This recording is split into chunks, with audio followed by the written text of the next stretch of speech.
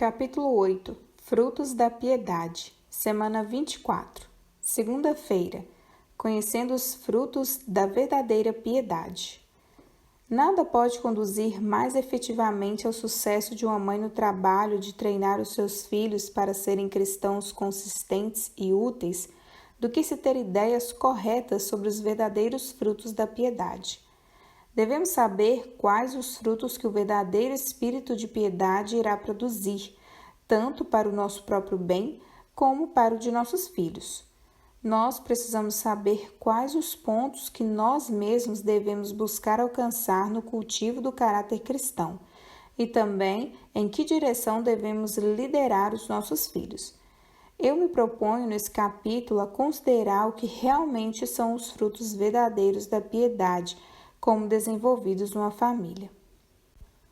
Espírito devocional. Terça-feira. A essência da piedade. Conhecimento de Deus e comunhão com Deus. Um espírito devocional.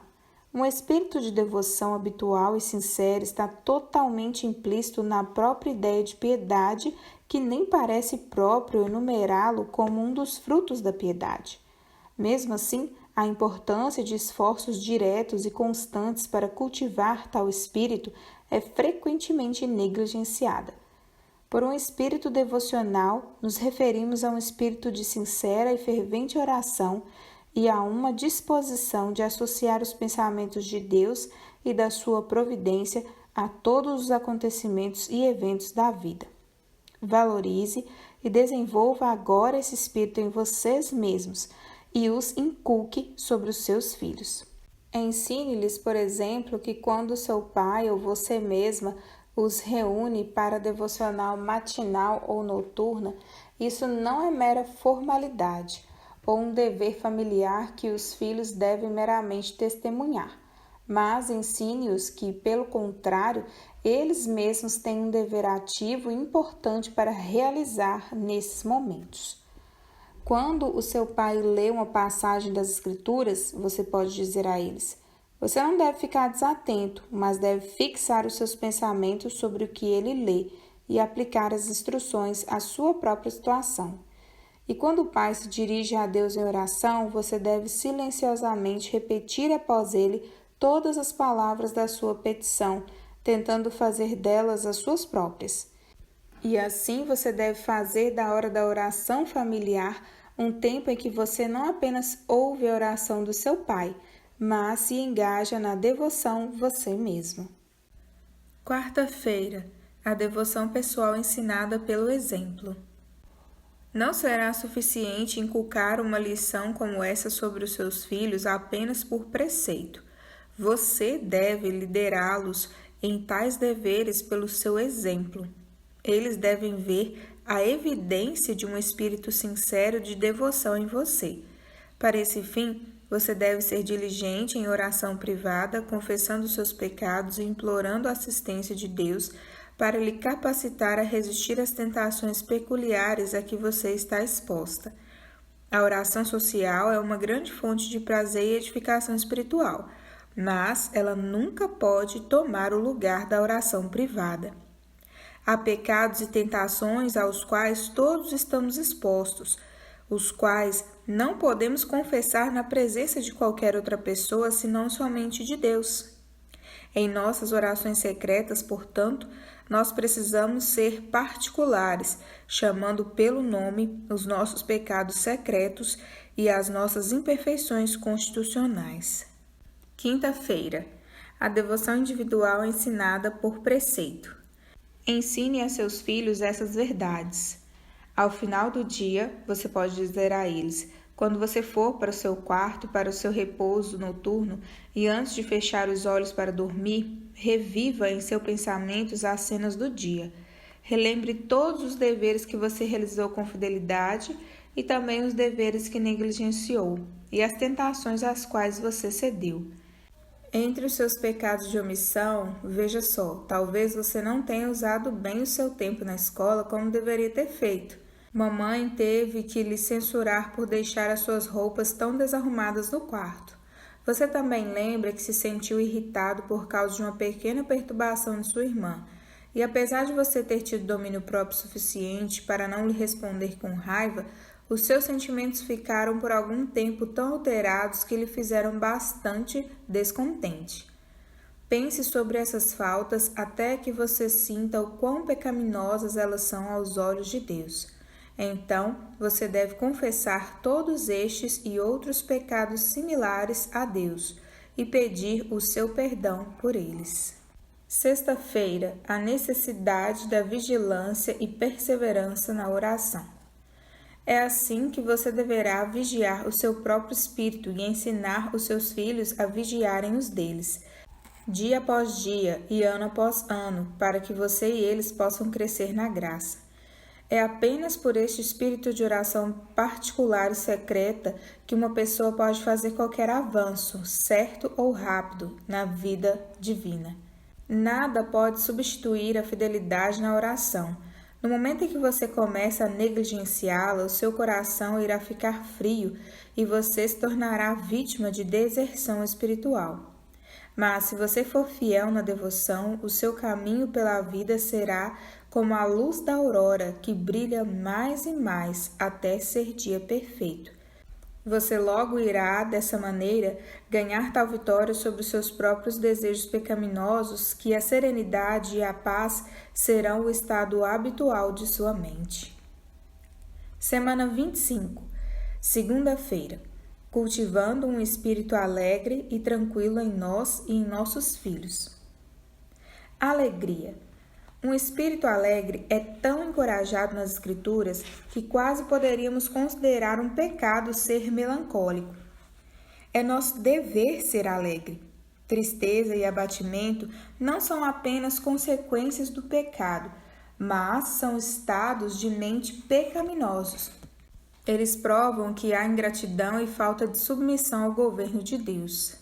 Eu não vou dizer que não possa haver na história das pessoas períodos particulares na vida em que elas inevitavelmente serão acometidas de tristezas. Aqui e ali pode cair sobre o indivíduo uma terrível calamidade e a mente mais forte e até a fé mais forte podem ficar prostradas por ela.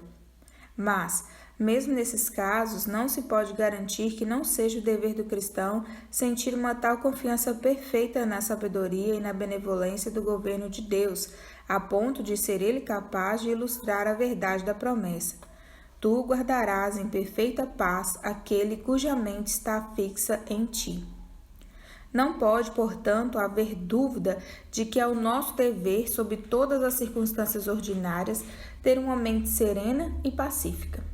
E ao mesmo tempo em que admitimos que pode haver uma grande diferença nesse respeito nas disposições naturais das crianças, nada mais certo do que o fato de que podemos cultivar nelas, assim como em nós mesmos, o hábito de olhar para o lado brilhante de qualquer objeto e, por esse cultivo, com mais ou menos dificuldade, um espírito de alegria e tranquilidade quase ininterruptas pode ser adquirido. Jovens e certamente muitas pessoas mais velhas são tendentes a imaginar que, se elas estão tristes, essa é a sua má sorte. Mas a verdade é que, em geral, não se trata de seu azar, mas do seu pecado. Elas se indulgem ano após ano naqueles sentimentos que sabem ser errados e que corroem o coração como uma víbora que fica mordendo ali. Terça-feira. Contando as muitas bênçãos e orando por um espírito de contentamento. Suponha que, quando você acorda de manhã, antes de oferecer a sua oração matinal, você pensa em todas as bênçãos com as quais você está cercado. Você reflete sobre quantas pessoas, durante a noite que passou, agonizaram de dor em suas camas. Quantos morreram, você diz, e se encontram essa manhã no mundo eterno, desesperados para as cenas terríveis que presenciarão. Meu Pai Celeste tem me preservado com vida, e outro dia me é dado agora para que eu me prepare para o céu. O Senhor tem me provido com todas as roupas de que eu preciso para me vestir e de comida para me alimentar. Eu tenho bons amigos ao meu redor, oportunidades de fazer o bem se abrem diante de mim, E se eu for fiel em meus deveres nesse dia, quão alegremente as suas horas podem voar. E, sobretudo, que pensamento delicioso se o Senhor achar por bem me levar deste mundo hoje. Eu não posso duvidar de que Ele tem, por causa de meu abençoado Salvador, perdoado os meus pecados e que Ele irá me levar para a glória. Cada dia está me levando para mais perto da santidade e felicidade eternas. Ah, quantos motivos eu tenho para ter um coração transbordante de gratidão! Eu serei certamente indesculpavelmente ingrata para com meu Pai Celeste se, coroado de todas essas bênçãos, eu tiver um coração murmurante. Pai Celeste, você diz em oração meditativa, ajuda-me neste dia a manifestar a minha gratidão a Ti com um coração alegre, que eu possa de tal maneira Te amar e Te servir e ter tanta confiança na Tua bondade e subjugar todos os meus desejos e sentimentos pecaminosos que consequentemente perturbam a nossa paz e assim realizar todos os meus deveres de tal maneira que eu possa ter um coração tranquilo durante todo o dia. Na oração matutina, você ora por um espírito alegre, como um de seus mais preciosos deveres e bênçãos. Você então sai de seu quarto fortalecida pela oração para encontrar-se com sua família, com uma expressão plácida e, mais ainda, com um coração tranquilo. Se qualquer perturbação doméstica surgir, você estará assim preparada para triunfar sobre ela. Quarta-feira, a alegria é contagiosa. E existe uma misteriosa influência pela qual a serenidade e a boa natureza de um coração é transmitido para todos os corações que o cercam. Ao falar em tons bondosos e agradáveis com sua família, ao envolver-se ativa e continuamente em promover a paz e em preservar a paz, ao prevenir o quanto possível todas as ocasiões perturbadoras e ao sacrificar com ímpeto o seu próprio conforto e os seus próprios direitos para fazer as coisas correrem tranquilamente, você mantém um estado mental imperturbável, o que lhe recompensa mais ricamente por cada ato de autonegação. A recompensa vem com o dever. É surpreendente a influência que uma pessoa de coração realmente caloroso, alegre e desinteressado pode ter sobre toda a família. Certa vez ouvi dizer de uma criança: não pode haver tristeza onde ela se encontra. Ela tem a faculdade de fazer tudo correr agradavelmente e todos se sentirem alegres. Esse deveria ser o caráter de toda criança cristã, e quão efetivos em disseminar uma atmosfera de gozo podem ser os esforços de uma mãe crente. Se qualquer mãe se dispuser perseverantemente e em oração no curso dessa vida a resistir a toda emoção de descontentamento e a cultivar dia a dia e de hora em hora um espírito contente e alegre, contendendo contra cada sentimento errado e apreciando tudo que é amável e de boa fama, com o esforço nunca intermitente de manter um sorriso no seu rosto e a paz no seu coração, ela logo ganhará tal controle sobre si mesma e entrará num hábito tal de contentamento que praticamente nada conseguirá interromper sua alegria. Mesmo em meio às tristezas, ela estará contente. Ela estará contente em casa ou fora de casa, no trabalho ou no descanso, sozinha ou em companhia. E, quando a hora da morte vier e ela olhar adiante para o seu lar no céu, enquanto outros choram, ela se alegrará. Quinta-feira, o dever da alegria. Alegrai-vos sempre, diz o apóstolo Paulo. Esse é um mandamento divino, mas é um mandamento que nós não podemos obedecer sem fazer esforços diretos para cultivar o espírito que ele incentiva. A mãe precisa, então, cuidadosamente e em oração, cultivar um espírito de alegria. Ela deve resistir àquele espírito deprimido e sombrio.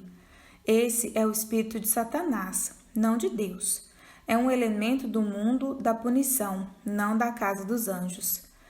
Disse do famoso Wilberforce que ele tão cuidadosamente, na primeira parte de sua vida, vigiou seu próprio coração diligentemente, subjugando todas as emoções da vaidade, da ambição, do egoísmo e da irritabilidade, que na parte subsequente de sua vida ele parecia estar acima da tentação. A respeito desses pecados que tanto perturbam a mente comum, a luta para ele parecia estar quase findada e a vitória quase completa. Os últimos anos de sua vida foram como a glória calma e duradoura de uma tarde de verão. Nenhuma nuvem obstruía o horizonte das suas alegrias. Ele era tão alegre quanto os dias eram longos. Seus filhos e netos o cercavam, sentindo que a sua presença dispersava quase toda a tristeza. A sua passagem predileta das Escrituras era: não andeis ansiosos por coisa alguma, em tudo, porém, sejam conhecidas diante de Deus as vossas petições, pela oração e súplica, com ações de graça, e a paz de Deus, que excede todo entendimento, guardará as vossas mentes e os vossos corações em Cristo Jesus. Sexta-feira. Você não tem qualquer direito de ser infeliz. Agora, eu não tenho dúvida de que está no poder de quase qualquer crente, pelo mesmo cultivo, obter a mesma alegria rica e celestial. Muitas pessoas são infelizes, embora estejam cercadas de quase todas as bênçãos terrenas, e muitas são muito felizes, as quais são privadas de quase qualquer bem terreno. Nossa felicidade depende muito mais do estado de nossos corações do que de qualquer outra coisa. Cultive, então, um correto estado de coração e você irá quase certamente ter uma vida feliz. E não pense que você tem qualquer direito de ser infeliz. Se você passar um dia infeliz, em depressão e aborrecimento, você deve se arrepender dele e pedir o perdão de Deus e buscar a sua ajuda para que você não peque mais. Um dia assim é um dia mal gasto. A sua depressão deve ter desonrado a religião que você professa. Você deve ter estragado a alegria dos seus amigos, do seu marido, dos seus filhos e de todo o seu círculo doméstico. E isso deve ter não apenas prevenido a possibilidade de qualquer esforço vigoroso de fazer o bem, mas a influência do seu exemplo de depressão deve ter repelido outros da religião. Portanto, faça do seu dever diário o de ser alegre. Ore para que você seja alegre. Medite sobre as suas bênçãos. Olhe para o lado bom de tudo. E cuidadosamente sonde e estude o seu próprio coração, para que você possa identificar quais são aqueles sentimentos que perturbam a tranquilidade da sua mente e que devem, portanto, ser freados. E quais são aquelas emoções que satisfazem e dão prazer e que devem, portanto, ser cultivadas. Você provavelmente não faz ideia do quanto a sua utilidade e alegria dependem do cultivo cuidadoso de um espírito contente. Semana 26, segunda-feira, a lei da bondade. Bondade. O espírito da religião é o espírito de autossacrifício, de desistirmos da nossa própria conveniência e de abrirmos mão dos nossos próprios direitos, a fim de podermos promover a felicidade dos outros. Nós devemos assim nos esforçar, não apenas para garantir a felicidade daqueles a quem amamos, mas também para promover a felicidade daqueles que são maldosos para conosco, cujo caráter e modos nos são desagradáveis. Nós somos instruídos na Bíblia que devemos, nesse respeito, imitar a Deus, que faz o sol brilhar sobre maus e sobre bons, que manda a chuva para o justo e para o injusto. E cabe-nos diligentemente praticar esse sentimento nós mesmos e, com determinação, inculcá-lo sobre os nossos filhos. Ensine seus filhos que não é, de maneira alguma, suficiente amarmos aqueles que nos amam e sermos bondosos para com aqueles que são bondosos conosco. Nossa bondade deve ser um estado de coração, um princípio estabelecido de aplicação universal.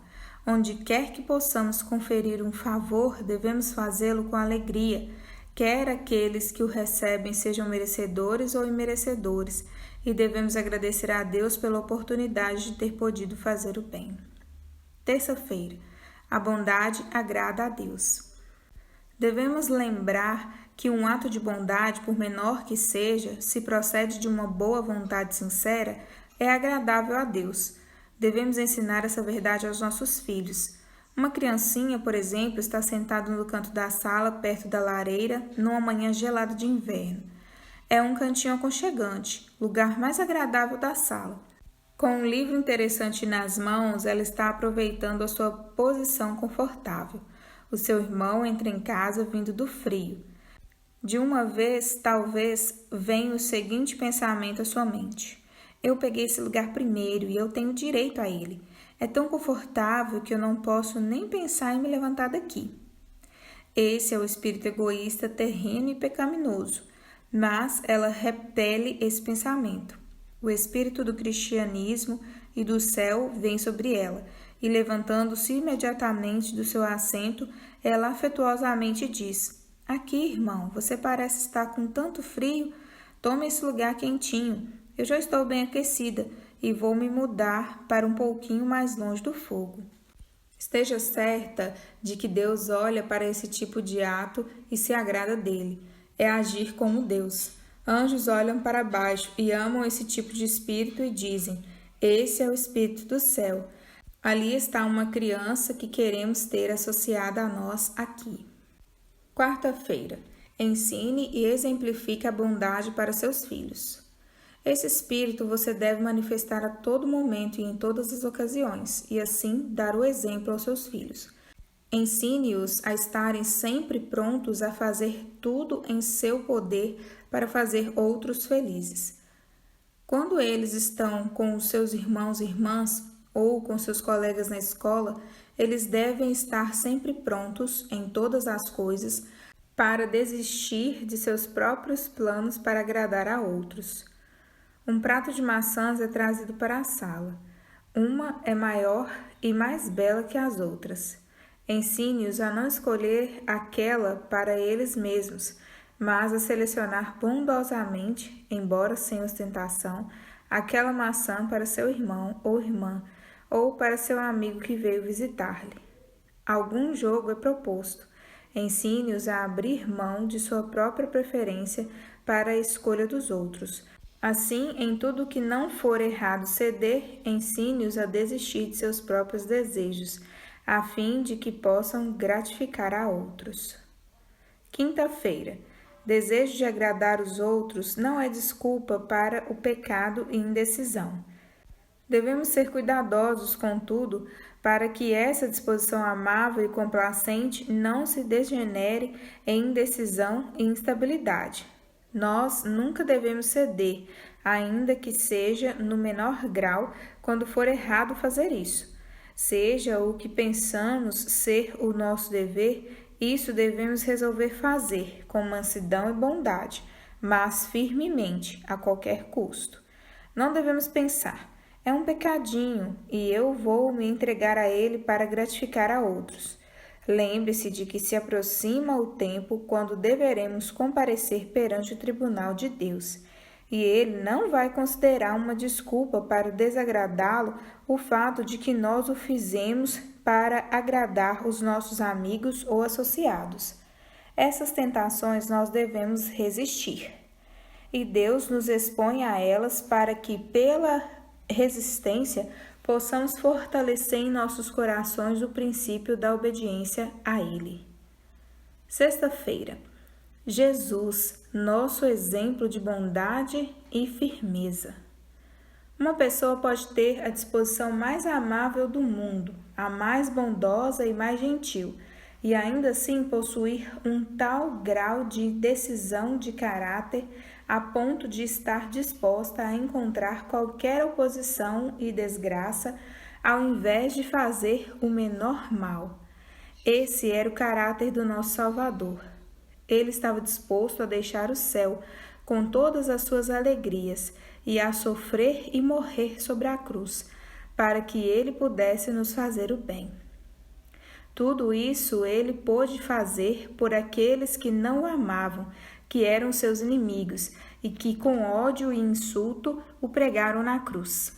Nosso Salvador pôde fazer tais desafiadores sacrifícios para promover a felicidade dos outros. E ainda assim, nunca houve outra pessoa no mundo que tivesse tamanha decisão de caráter como ele. Nenhum motivo terreno podia induzi-lo a fazer nada que fosse errado ao menor grau. Devemos todos possuir o Espírito de Cristo se quisermos ser seus discípulos. Nós devemos imitá-lo em sua bondade abnegada, em seu esquecimento de seu próprio conforto, a fim de podermos promover a alegria dos outros, e também em sua consciente realização do dever a todo custo. Cultivar essa disposição é uma parte importante do abençoado conflito cristão. Semana 27, segunda-feira. A boa educação é um mandamento bíblico. Gentileza. Boas maneiras. Algumas pessoas podem ficar surpresas em encontrar boas maneiras mencionadas como um dos frutos e evidências da piedade. Você tem sido talvez acostumada a associar a boa educação àqueles modos elegantes que pertencem mais aos vaidosos e frívolos do que aos sérios e piedosos.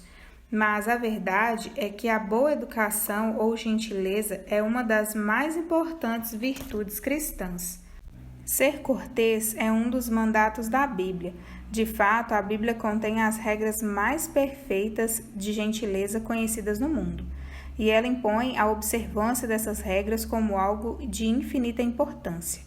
A mais perfeita definição de boa educação que eu já vi diz assim: a boa educação é bondade verdadeira demonstrada com bondade. As boas maneiras não consistem de hábitos floridos e ares artificialmente adquiridos. Elas são a expressão natural de sentimentos amáveis. Se cuidadosamente cultivamos os sentimentos a que aludi sob o ponto da bondade e com benevolência real e sem ostentação, tratamos todos com quem nos associamos de acordo com esses princípios, nós seremos verdadeiramente gentis. Nossas maneiras serão agradáveis a todas as pessoas, e pessoas que não têm esses sentimentos e desejam parecer educadas somente conseguirão imitar a formalidade vazia e sem vida. De fato, é difícil conceber que alguém seja um cristão e não seja bem educado. O caráter cristão de alguém que não possui essa graça certamente é muito defeituoso, pois implica a ausência dos mais amáveis tratos da mente e do coração. Terça-feira. Deve haver bondade no coração e na expressão. Um escritor de um dos livros apócrifos diz que uma palavra graciosa é melhor do que um presente. E de fato é verdade que algumas pessoas fazem favores a outras de uma maneira tão repulsiva que dá mais dor do que prazer em recebê-los. Nossa bondade real deve ser expressa com bondade. Se não for assim, iremos frequentemente causar maior dor do que prazer com o que pretendemos que seja um ato de bondade. Que a mãe assim ensine os seus filhos, tanto por preceito como por exemplo, a serem bem educados. Que ela sinta a verdadeira bondade por todos e aprenda a expressar a bondade que sente de uma maneira bondosa. Que ela inculque esses princípios nos seus filhos, mostre-lhes claramente que ambos os pontos são essenciais. Não é suficiente que haja um sentimento substancial de bondade no coração. Ele deve ser expresso bondosamente. De outro lado, não é suficiente haver bondosa expressão de palavras e atos. Deve haver um sentimento bondoso no coração. Quarta-feira. Um exemplo de má educação. Essa distinção pode ser feita com muita clareza aos filhos mais novinhos com o seguinte exemplo. Eu estava certa vez andando com um pastor quando encontramos um homem pobre e aleijado na estrada. O pastor achou que seria um ato de bondade ajudá-lo em seu caminho e, parando o cavalo, disse: "Aqui, aleijado, suba aqui." O homem pobre ficou alegre de conseguir uma carona e subiu. O pastor não deu mais atenção a ele, mas encheu a mente de seus próprios pensamentos. Ocasionalmente, o homem pobre falava alguma coisa, mas não se dava atenção ao que ele falava, a não ser que fosse necessário responder-lhe algo. E então a resposta era um curto sim ou não. Finalmente, chegamos ao lugar onde o homem coxo deveria descer. Ao deixar a carruagem, ele caridosamente agradeceu ao pastor pela sua bondade em lhe dar a carona. Nenhuma palavra, contudo, foi dita em resposta ao seu agradecimento, mas o pastor meramente seguiu o seu caminho. Agora, a maneira fria com a qual esse favor foi feito, sem dúvida, deu muito mais dor ao pobre homem do que a carona lhe deu prazer. Foi, sem dúvida, a realização de um favor de uma maneira extremamente desumana e anticristã. O pastor foi mal educado. Suponha agora que ele tivesse adicionado o charme dos bondosos modos ao favor substancial que desejou dar. Ele teria dito: amigo, eu tenho um lugar extra na carruagem aqui. Você não gostaria de entrar e pegar uma carona? Ele, então, teria alegre e socialmente conversado com o homem e manifestado interesse pela sua história. E quando o homem deixou a carruagem e o agradeceu pela carona, ele deveria ter respondido: você é muito bem-vindo, senhor. Essa maneira de fazer o favor teria alegrado e gratificado o pobre homem e ele teria ido para sua casa com sentimentos felizes. Quinta-feira. Os benefícios temporais da gentileza. É surpreendente a quantidade de alegria que pode ser conferida a outros ao longo de uma vida, por meio de se fazer coisas bondosas de uma maneira bondosa. É por uma cuidadosa atenção a essas pequenas coisas, como alguns as consideram, que devemos alegrar aqueles que estão ao nosso redor. Como a nossa vida inteira é feita de coisas tão pequenas como momentos assim, a alegria ou a tristeza da vida depende das dores e prazeres que esses momentos tão passageiros foram repletos. E é inevitavelmente verdade que a pessoa mais feliz é aquela que mais faz para promover a felicidade dos outros. Um homem egoísta é sempre um homem infeliz, e uma criança egoísta é sempre uma criança infeliz. Ao sentar sozinha no seu canto comendo a maçã que ela se recusa a compartilhar com seu irmão ou irmã, quando ela toma avidamente a cadeira mais confortável da sala, ao agarrar o novo livro, resolvida a ter o prazer de lê-lo primeiro, ela está, e só pode estar, infeliz. A consciência dentro dela está inquieta, e a fisionomia do seu rosto mostra, em sua expressão desagradável, o coração desconfortável que ela tem. E o mesmo acontece com aqueles que passaram do período da infância. O homem ou mulher que cresceu com um espírito egoísta não tem amigos nem alegrias. Tais pessoas são vistas com frequência. Elas vivem como se fossem sozinhas no mundo. Elas não amam ninguém e ninguém as ama.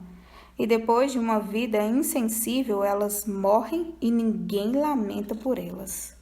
Sexta-feira, o valor eterno da gentileza. Que as crianças sejam treinadas, portanto, a cultivar um espírito cortês, a falar em tons de voz bondosos, a usar uma maneira gentil e agradável de fazer coisas agradáveis, e isso promoverá a sua alegria cada dia que elas viverem. Isso tenderá a fazer todos ao redor delas alegres. Outros irão imitar o seu exemplo e embeber o seu espírito. O espírito de gentileza irá vastamente aumentar a nossa influência também em apontar outros para o Salvador.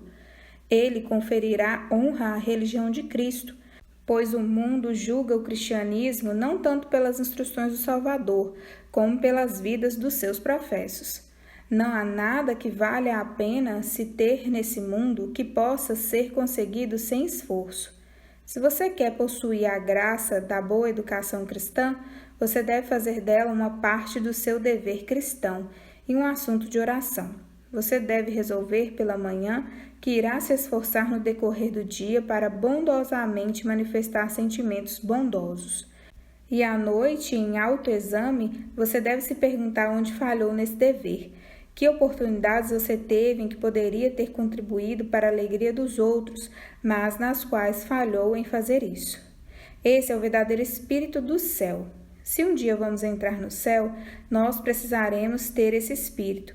E é aqui, nesse mundo de pecado, que devemos triunfar sobre a tentação e subjugar as paixões e obter aquelas amáveis qualidades de caráter que não farão alegres companhias para os anjos e para os espíritos dos justos aperfeiçoados. Semana 28, segunda-feira. Assiduidade nos pequenos deveres da vida é fruto da piedade. Fidelidade no dever. Fidelidade em pequenos deveres. Um grande erro no qual quase todos os cristãos caem é o de não serem suficientemente assíduos na realização do que são usualmente chamados de os pequenos deveres da vida, entre aspas. Não somos suficientemente cuidadosos para levar avante os princípios do cristianismo para todos os nossos relacionamentos, como maridos e esposas, irmãos e irmãs, pais e filhos, vizinhos e amigos.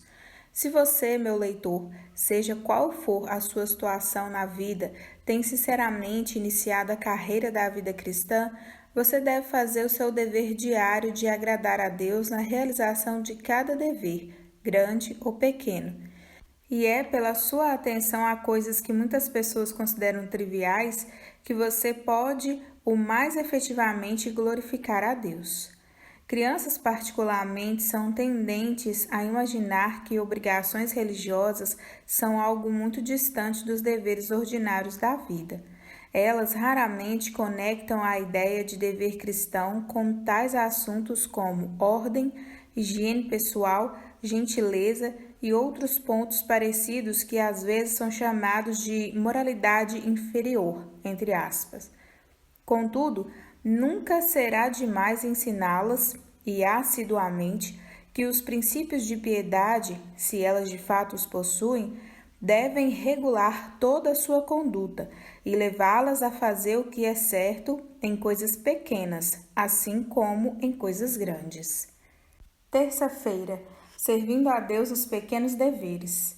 Na realidade, as coisas pequenas com crianças são as coisas grandes, pois em sua importância e relações variadas, elas envolvem os mais elevados princípios morais. Aqui está um menino, por exemplo, cuja mãe tem separado para o seu uso algumas gavetas onde ele deve guardar as suas roupas.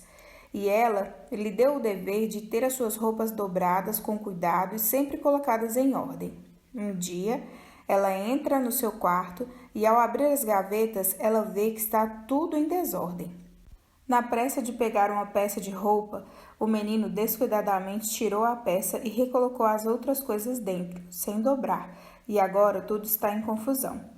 A mãe fica profundamente descontente ao constatar que seu filho está formando hábitos tão negligentes. Isso provoca um sentimento de real infelicidade no coração da mãe. Seu tempo valioso é ocupado em reparar os efeitos de sua indolência e negligência, e o próprio menino está crescendo com hábitos que irão diminuir extremamente a sua eficiência e utilidade como homem.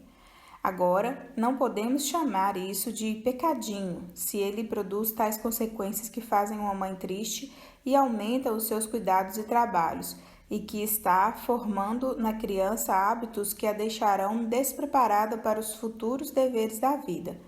Se for assim, também um homem que toca fogo na cidade pode dizer que esse foi um pequeno pecado, porque ele meramente acendeu um pequenino fogo com algumas brasas.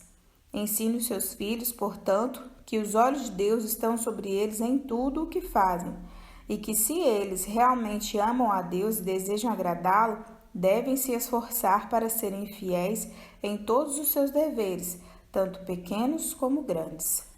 Quarta-feira. A utilidade da mãe depende do cultivo da ordem e esmero em tudo. A mãe deve ela mesma estar convencida dessa verdade e aplicá-la ao seu próprio caso. Poucas pessoas fazem ideia do quanto a utilidade e a alegria de alguém na vida dependem de seu cultivo do hábito de esmero, ordem e sistema em tudo o que fazem. Algumas senhoras realizarão o dobro de outras no decorrer de sua vida simplesmente porque, na sua infância, elas adquiriram o hábito de manter as coisas no seu devido lugar. Vá às suas casas e tudo parece estar em ordem. não há pressa ou alvoroço. Parece não haver esforço algum para se manter as coisas em ordem. Outras senhoras que foram treinadas sob hábitos diferentes ou desistem e se desesperam e indolentemente se sentam no meio da confusão que reina em sua casa, ou trabalham e correm pela vida, nunca gozando de nenhuma quietude ou descanso, sempre ocupadas em pôr as coisas em ordem, mas nunca capazes de mantê-las assim. Portanto, não permita que as crianças imaginem que é um pecado pequeno ser desarrumado ou negligente. Um dos seus deveres mais importantes é cultivar hábitos corretos a esse respeito. Ensine-as que elas podem assim agradar a Deus, alegrar os pais, adornar a religião e não apenas se preparar para a utilidade futura, mas ser útil a cada dia e a toda hora. Quinta-feira. A criança pode glorificar a Deus agora. Somos muito tendentes a pensar que se estivéssemos em alguma situação diferente daquela em que somos realmente colocados, poderíamos fazer uma grande quantidade de bem. Os jovens normalmente supõem que se eles estivessem lá fora, no mundo, eles poderiam de várias maneiras, como homens e mulheres, servir ao seu Criador. Mas eles imaginam que não podem fazer muito, se é que podem fazer alguma coisa, para servir a Deus e promover a sua glória, a não ser que estejam em alguma posição importante. Mas Deus deseja ter seus amigos colocados em todas as diferentes posições da sociedade, para que o poder da religião possa ser exibido em todos. Ele deseja que hajam mercadores, mecânicos, marinheiros, pais e mães piedosos e crianças piedosas. E a criança que é piedosa pode servir a Deus de maneira tão aceitável para Deus na situação em que ela é colocada, tanto quanto qualquer outra pessoa nas situações em que Deus as tem colocado. Deus não olha para a posição que ocupamos na sociedade, mas para a fidelidade com que realizamos os deveres próprios dessas posições. E a conduta cristã fiel, mesmo da criança mais novinha, é tão aceitável a Ele e talvez tão útil na realização dos propósitos divinos como o zelo e a energia do mais devoto mártir cristão. Sexta-feira. A fidelidade nos pequenos deveres agrada a Deus. Ensine essas coisas diligentemente aos seus filhos e treine-os no hábito do esmero e ordem em tudo o que fazem. Quando eles chegarem em casa da escola, que eles sejam sempre ensinados a pendurarem, eles mesmos, o chapéu, a capa e as roupas nos lugares apropriados, e a guardar os seus livros. Ensine-os a fechar as portas que abrem sempre que entrarem ou saírem. Ensine-os a guardar todos os seus livros e brinquedos em ordem. Mostre-lhes que é o seu dever dar atenção a todas essas coisas, não como assuntos de pouca importância, mas como deveres cristãos da maior relevância, que exigem constante vigilância e cuidado. Essas são as maneiras pelas quais Deus deseja que os jovens manifestem o poder da religião e o glorifiquem. É por uma atenção consciente a tais deveres como esse, realizados porque eles desejam fazer aquilo que é agradável aos olhos de Deus, que eles devem exibir os frutos da piedade. Eles devem almejar todo dia adquirir um caráter de perfeita fidelidade na realização de todos os seus deveres, lembrando que nada que tende à perfeição de caráter é trivial demais para exigir os seus esforços e orações. A melhor evidência que tanto os velhos como os novos podem dar de piedade é a busca consciente de ser fiel na realização de todo dever, seja qual for. Assim, nós glorificamos a Deus e honramos a religião cristã da melhor maneira. Isso é o que significa o texto: pelos seus frutos os conhecereis. A maneira pela qual devemos julgar a piedade de todas as pessoas é a sua conduta. Se um homem ou mulher professa ser cristão e mesmo assim é infiel na realização dos deveres ordinários da vida, a sua profissão é vã. É assim na juventude e é assim na velhice. A melhor evidência que pode ser dada pelo cristão devoto é a fidelidade com que ele realiza todos os deveres da vida, tanto grandes como pequenos.